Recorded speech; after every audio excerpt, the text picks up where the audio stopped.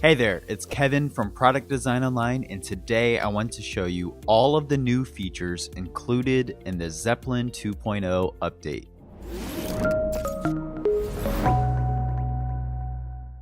The first new feature would be Zeppelin Components. You can now export sketch symbols into Zeppelin and they will be listed under your Components tab of the Style Guide. To export symbols, all you have to do is export them like artboards. Select all of the symbols and then go to Export to Zeppelin.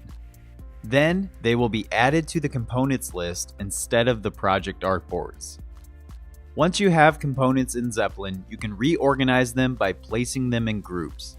One thing to note is that it's not just a simple list. Components in Zeppelin are connected to the screens in the project.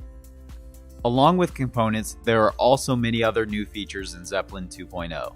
First off, you can now rename assets before downloading it to Xcode or Android Studio. At this point in time, because of technical challenges, the renaming will only take place locally. This means your teammates' assets will not be renamed. Another small change includes full-size thumbnails for iOS and Android projects, along with a revamped UI for the right dashboard panel.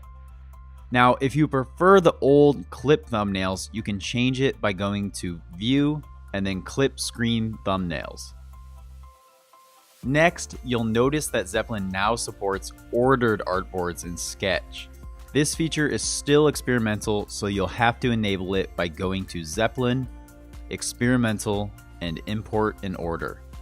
Now, from the same menu, you can also decide whether they should be imported based on the sketch layer list or from the position of each artboard. In 2.0, you can now filter notes in a screen and only view the ones you're mentioned in or ones labeled by a certain color. Lastly, a few other 2.0 updates that you won't want to miss include reordering colors in the style guide, selecting multiple assets and downloading them at once, adding descriptions for projects, and a revamped style guide interface. If you learned something in this video, be sure to subscribe and check out Product Design Online for more resources.